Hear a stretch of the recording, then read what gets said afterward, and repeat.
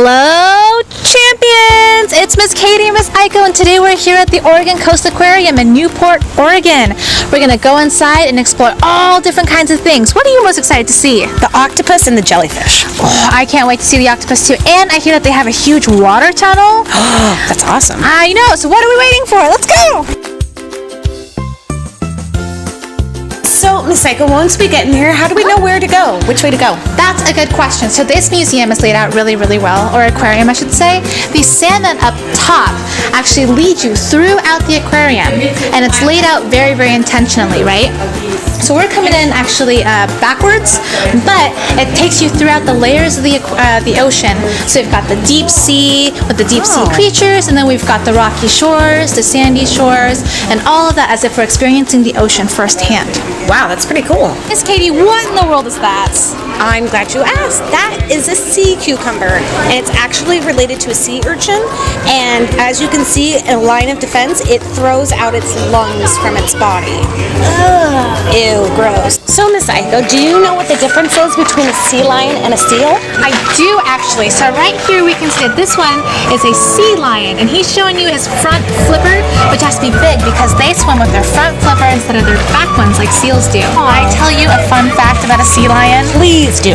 Okay, you see that crest on their heads? Yeah. Did you know that the louder and that the more they bark, the larger their crest gets? I did not know that. Yeah, so what do you think about this one? You think this is a loud sea lion or a quiet sea lion? Well, he seems pretty quiet to me at the moment. I agree. And also adorable. Hey champions, I've got Miss Lori here, and she is an educator at the Oregon Coast Aquarium. So Miss Lori, what do you do here? Oh, I'm an educator at the aquarium, which means I get to do lots of fun things. So my job is that I get to lead guests on tours of like behind the scenes areas. I get to take them back on the kiss with a seal or a sea lion. Occasionally we've had octopus encounters where I get to take them on that. And just all sorts of fun things. I can show them biofacts. We just have great time. Okay, so Miss Laura, I've got a couple questions from the kids. Is that okay? All right, so I've got Tasha, and Tasha would like to know how many animals are in the museum? Ooh, that's a great question. So we have 500 species, and we have about 15,000 different individual animals. That's amazing. That's so many. All right, and then also McKay would like to know how do you get the fish from the ocean to the aquarium? That's also a really good question. So one of the things we have here is a really big boat, and we go out and we collect them. So it depends what we're collecting. If we're collecting jellies, we can't just pull them up in a net because jellies are really, really fragile. So we would have to scoop them with lots of water to bring them in. Just depends on what we're getting. So we have that big boat, and we have aquarists that know how to gather them very carefully and bring them in. And we even have big conveyor belts to bring in our really large sharks. conveyor belts. That's awesome. Madeline would like to know why don't the sharks eat the baby fish in the tank? Oh, Madeline, that's a great question. We get asked that all the time. So one of the reasons is because we feed our sharks on a regular basis. So the sharks don't eat every day. They're out in those cold waters, so they have a slower metabolism. They eat maybe every other day.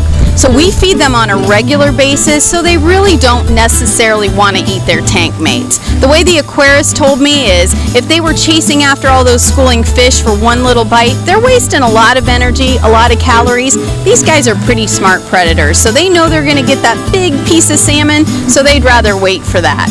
Can you tell us about your favorite animal and favorite animal facts? I sure can. My favorite animal here is the giant Pacific octopus. And the fun fact about the giant Pacific octopus is that it is the most intelligent invertebrate. These guys can find their way through mazes, they can open jars, they can work puzzles, they even have learned behavior, which means they can watch another octopus do something and do it the first time, or they can learn from watching us do it. It's amazing. What's over here, Miss Katie? There's jellyfish over here. Do you know sometimes other animals mistake plastic bags in the ocean for jellyfish, and that's how they eat them and ingest them? Oh, I guess you can kind of tell how when they float around, they do look like plastic bags in the water. That's why it's really important to be careful with our garbage, especially at the beach. Over here, we've got an example of what it looks like in the ocean in California. And you can see the difference from the Oregon shores because the kelp actually has big flowing leaves. And that's because there's an abundant amount of sunlight in California. And over here we have an example of the Oregon coast. And already you can see the difference between the Californian waters. So because we get so little sunlight over here, it's a lot darker. And so the fish have to match as well in order to camouflage themselves inside our Oregon waters. And if you can see the kelp, it's got like this coconut looking head thing and like troll hair. What that really is the coconut bit is filled with gas, and so that helps it float, and it pushes the leaves of the kelp all the way up to the surface so it can soak up as much sunlight as possible for its nutrients. Can we touch these? Yes, but you have to do it very gently with only 1 or 2 fingers. 1 or 2 fingers.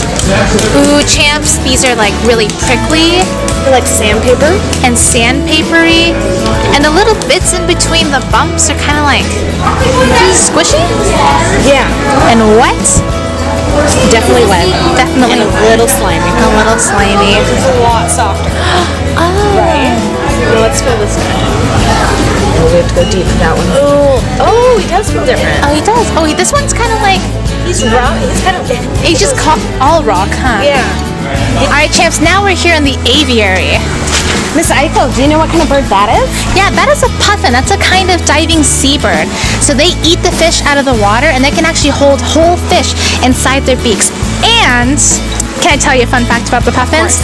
Did you know that they can actually drink the salt water? No. How did they do that? So they actually take the water and then they drink it like regular, but then they have these things in their bodies that pulls the salt out of their blood, and then they take the extra water and just shake it out of their heads. That's crazy. That's a puffin for you.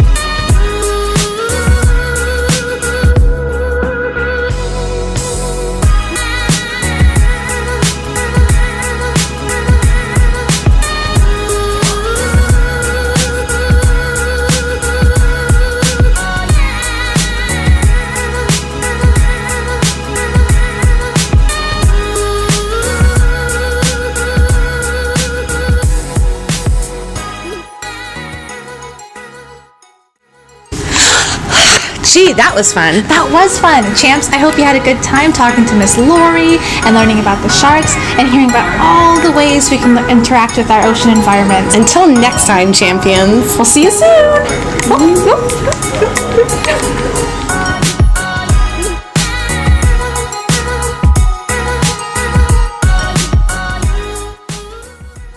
I'm just a legless banana. Nothing much more than that.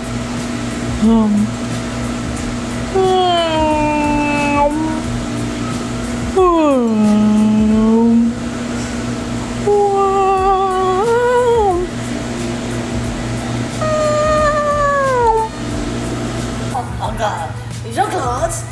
Then you have to take the pamplemousse from my house. And that's not appreciated. Oh, Javier, I do say that. Oh, merci beaucoup. Oh no. Break it up, you two. Ooh, oh, phew. Back it up. Has nothing to do with that nonsense. Out of my way, fish. Is what the lobster would say, not me. Just, okay. Just to clarify. I was like, I'm not in the tank. I'm not a lobster. I don't care where you live.